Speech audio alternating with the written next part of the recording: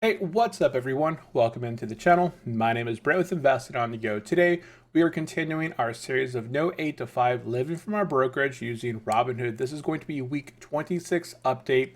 Now, in today's video, it's going to be fairly short. We did do a midweek update going over our buys from the revenue that we received from YouTube and from Facebook. So we kind of talked about what we had purchased earlier this week. So in this video, we're going to do a quick recap of the market update from last week, some of the conflicts that have gone on over the weekend, and then jump into our Robinhood dashboard, taking a look at our performance there on Friday and throughout the week. I like to do a quick snapshot before we roll into the new week. And then we'll be diving into our weekly wins and plans kind of going forward into the final week of June 2026. So with that said, if you guys are brand new here, I would really appreciate if you go down below, subscribe if you guys are interested in the No 8 to 5 grind, and smash that thumbs up, would really appreciate it. And drop a comment down below if you guys purchased anything, sold anything last week, kind of changed your portfolio at all. Let me know down in the comment section below, and check out the pinned comment down below to join the Discord server and some other goodies to get between $50 to $400. We're starting a high yield savings account over with SoFi. Okay, with that said, let's go ahead and jump into the market update. There was a lot of stuff going on this week, so if you guys are interested in what's kind of going on a day-to-day basis, if you check me out over on Instagram at brent.investing, or if you guys are on Facebook, it is Brent Investing, all one word.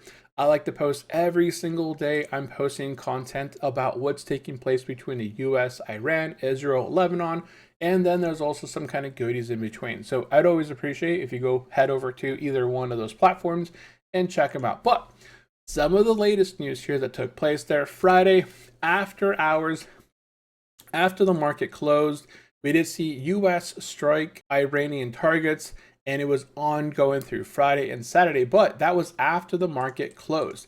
If we take a look at what took place prior to market closing, we saw reports that Iran had struck a Singapore flagged cargo ship, and then right afterward, Trump had insisted that Hormuz is open.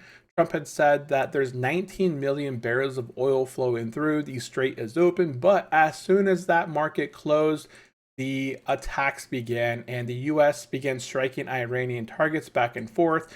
We did see that on Saturday, Israel and Lebanon had signed some sort of a peace framework, but there's always those escalations continuing. As of Sunday, we did see that the Lebanon deal is kind of falling apart. Hezbollah declared that the new Israel-Lebanon agreement is essentially null and void, and then when the US attacked the areas in Iran, Iran responded by bombing multiple locations in Kuwait and another location. So there's missiles, drones, air raids kind of going on. Sirens are kind of going on throughout the weekend. But what happened now that we're rolling into kind of the pre-market going into Monday, we did see here that the US and Iran have once again agreed to halt strikes and meet this week per Axios. So the announcement comes just 1 hour before the US stock market futures are set to open. So when the market is closed, when the market closes Friday after that 4 o'clock time frame on the Eastern time, all the stuff goes on, the strikes, the missiles, the bombardment back and forth. And hey, 1 hour before market open on the futures open, we have resolution.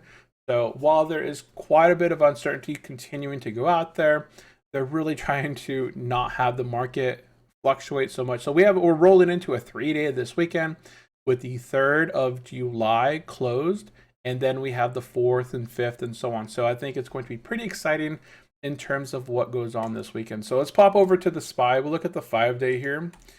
5-day wise, it was pretty interesting. Monday, we obviously had our top of the market there at 7:10 in the morning on Monday, June 26th. We hit a high right there. Let me go ahead and click that. It was 749.97. That was the high of the week.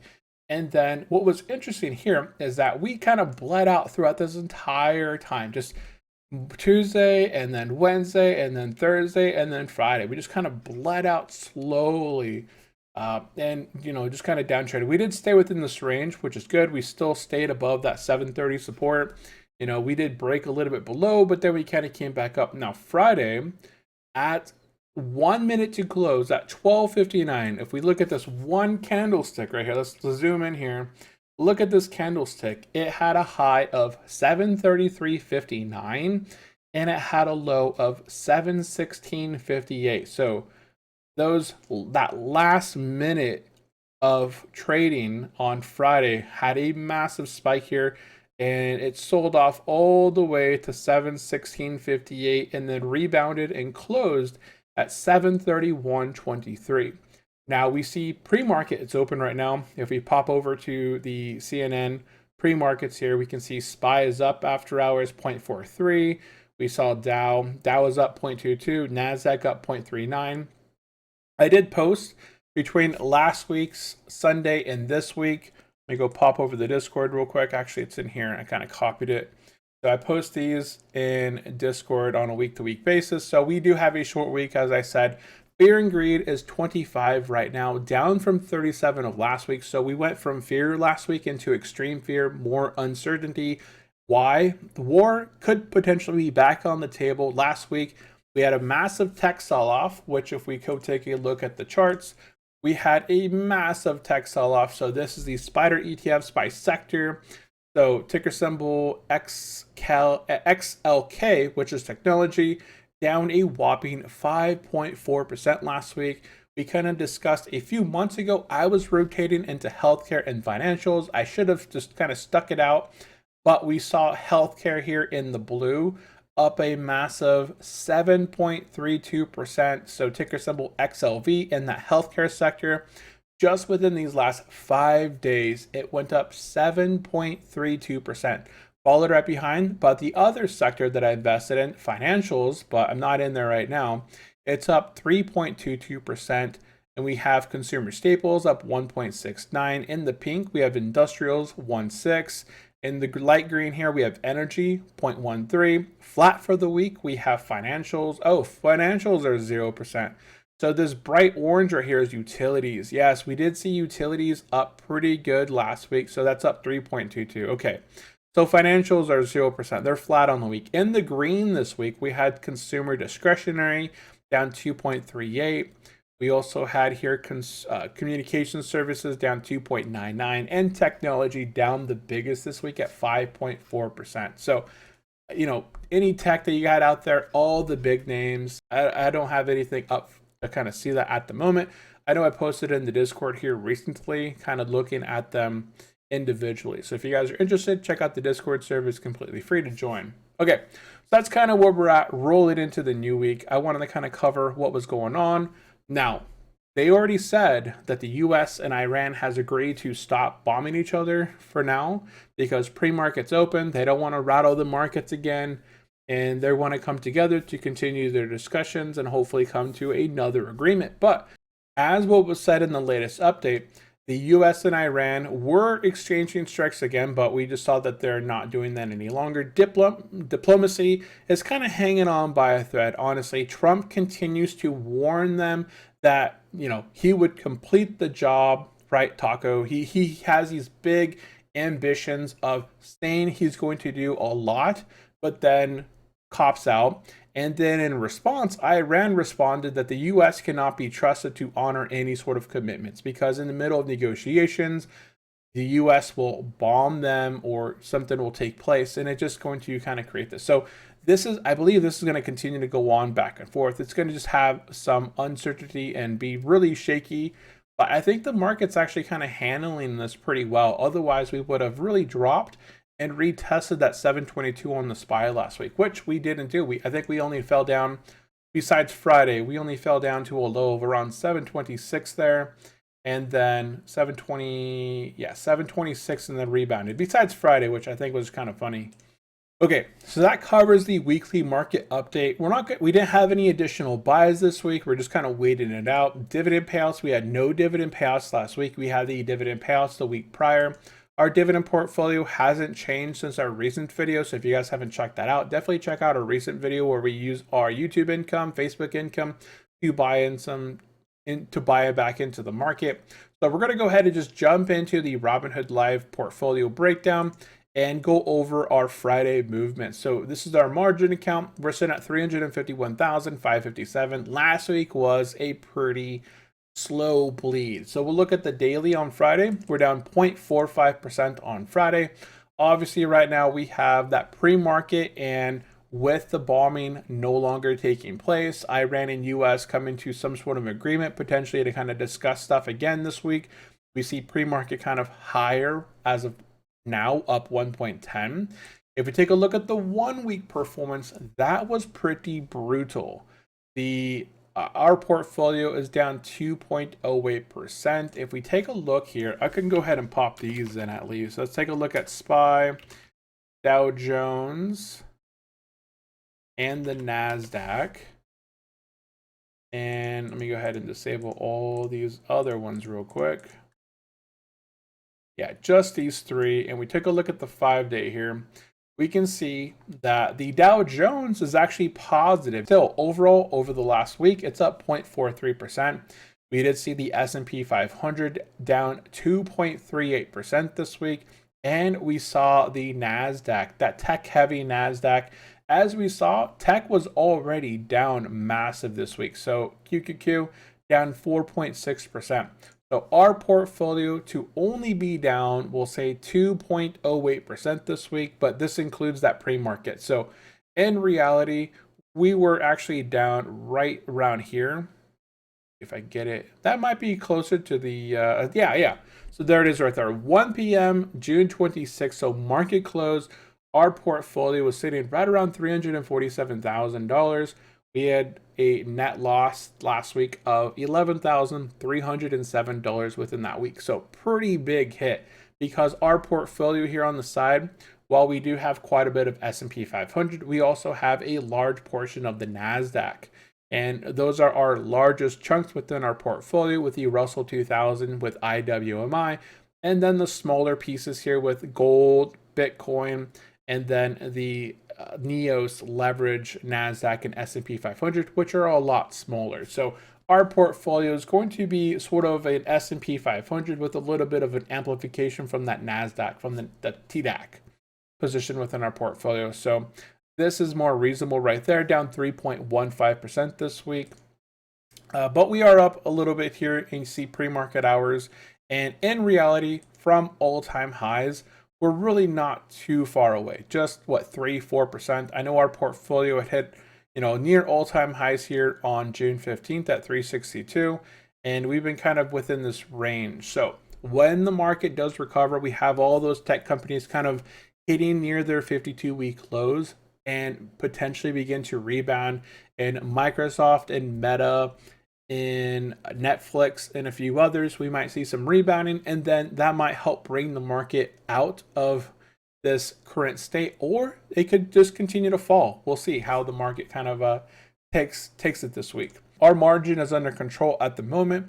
Our margin use is 132,000. This is a little bit under where we had actually spent. If we look at our journal, when I invested, we invested roughly $136,420 with margin. Early on, we had that $1,000 of margin, $996 at first that we used. Then we amplified it. We put about $125,000 of margin between TDAC and T-SPY. If you guys are interested in how I kind of broke these numbers up, I wrote a full article here on my website, Investing on the Go. I wrote a whole article of how I invested on margin and how I deployed $125,000 for both income and growth. And I kind of went through this, going through the actual numbers of how, everything was in detail in there as much as I could, and kind of explain my thought process of how I want to use these shares and pay down the margin and invest using a piece of that. So check out the article over on the website. If you guys have any suggestions, let me know down in the comment section below. And then I continue to, again, invest in margin here a little bit recently in a T-SPY buy. It's down now about 0.44%, but honestly, I think it's pretty good in terms of where we purchased and where it's at right now with the market volatility that we've had over this past week. And then we did do our 498 buy, and that's the last buy that we did with margin. So all in all, if I go ahead and add all these margin buys up, we had invested roughly $136,420 with margin. Our margin use at the moment is $132,000. So we received about $4,000 and some in dividends a few weeks ago. That helped pay down some of the margin use, but now that it's the end of the week, I'm going to have to pay down my credit card bill. Our credit card bill right now is under $2,000, so it's very manageable. Our mortgage is coming up in a few days. That's a little over 1,700 bucks. So all in all, it's going to be about $3,700. That's going to be moved from this account into the cash account. But really, it's not. It's not going to be that much. Cash account right now is sitting at $1,386.54. So right now, my plan, kind of going into the next section here. Where's my next section?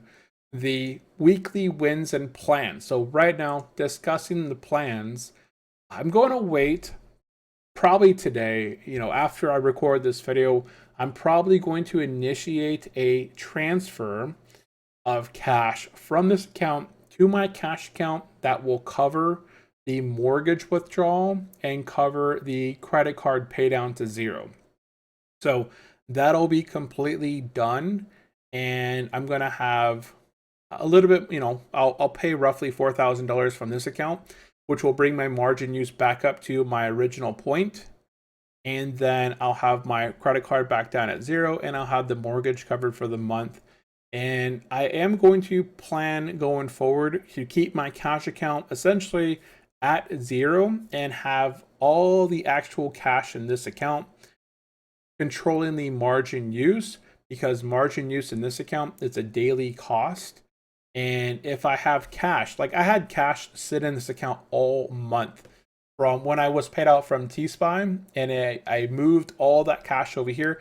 It essentially sat there, and while it is collecting a 3.3% APY on that cash, I'm losing 4% by not having that cash, not 4%, but I'm losing a smidge.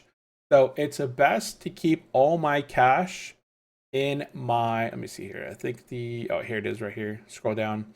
So the interest rate here is 3.35%. So it makes more sense to just move enough cash into my cash account, cover the mortgage and to cover the credit card balance, paying down to zero, and then leave just either, anywhere close to zero within that account, and keep the rest of the cash or non-needed cash in the margin account, paying down the margin, keeping the margin in check, because otherwise that daily interest of how much margin that is actually being used, like I could reduce my margin being used by $1,386.54 right now, and that would charge me less interest per day and be less interest per month, and then wait till the 28th of every month to move the specific amount of capital over to my cash account to pay down the mortgage and to pay down the credit card at that time. And then boom, I get those covered. And then any excess that I didn't need over there, I move it back over to the margin account to cover the margin, to drop down the margin used and reduce that daily interest cost. Hopefully that's understandable and how I want to have it going forward. So at the moment, I'm going to add a little bit of capital into here to cover the mortgage, and then I'm going to take a look at my credit card statement and see how much I need to cover the credit card statement, which is a little under $2,000, which is pretty reasonable, right? Our dividends pay out, prior to, let's go look real quick. So prior to the margin positions, our estimated monthly income was $4,531. Now, I received rental income. I received $2,000 in rental income this month. I'm going to be selling one of my units. I got called by my realtor on Friday. He said that the buyers are going to be signing on Monday. The money will move into the escrow account, and then I'll be able to sign sometime after Monday. I'll go in, give them my bank account information. They'll wire me the capital from that, and then I'll be able to move that capital into whatever accounts I want at the time. Right now, I think I'm going to move the capital that I get from my selling of my property to a Fidelity account, and then eventually, when Robinhood does offer that 2% transfer bonus, I'll transfer it over into Robinhood at that time to pay down we can see here, we get about $4,531 of cash distributions from our portfolio. That's not margin cash. And then the margin capital is about 1,659.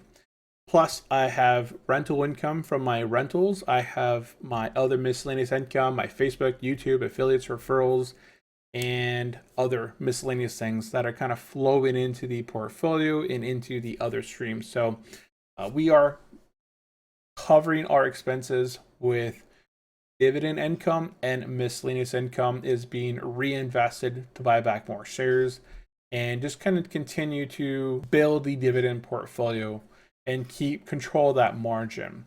And if for whatever reason the market does continue to dip more and more, I am for it.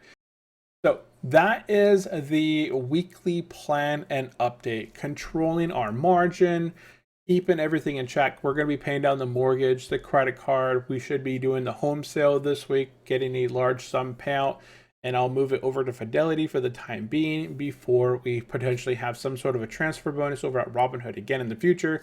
And then I'll transfer it over into Robinhood at that time. If the market sells off, that's awesome. I'm really looking forward to a market sell-off right now, especially with all the volatility and uncertainty out there in the market. And we see that we're in extreme fear, but we're not in extreme fear, right? We're at a 25. We're barely at anything. If negotiations go well this week and something happens again, that could bring the market back up. If we see technology continuing to rebound positively, that is going to drive the market higher as well in recovery, because at the moment, all the Mag 7's been beaten down. We see Google and Apple are now joining Microsoft, Meta, Netflix, Tesla, and all these other ones are already down below their 50-day and 200-day moving averages. And now Apple and Google, Amazon just recently dropped below their 200-day. So they're kind of dragging down at the moment, but once they do begin to recover, potentially, we should see the market recover with it as well, because it has been holding off really well. So that's going to be it for today's video. It was longer than I anticipated, but hopefully there was some information in there that you guys were interested in. If you guys did stick around to the very end, drop me a comment down below that says stuck around to the very end. And also please subscribe, smash that thumbs up if you guys did enjoy the content. If there's any suggestions or things you'd like to see here on the channel, definitely drop it down below, and check out the pinned comment to get between $50 to $400 with a high yield saved account over with SoFi. I get a 4.5% APY by having SoFi Plus, up to $20,000 of cash. So definitely check it out. So guys, that is going to be it from me. I do appreciate everyone for tuning in, and I'll catch you guys in the next one. Bye-bye.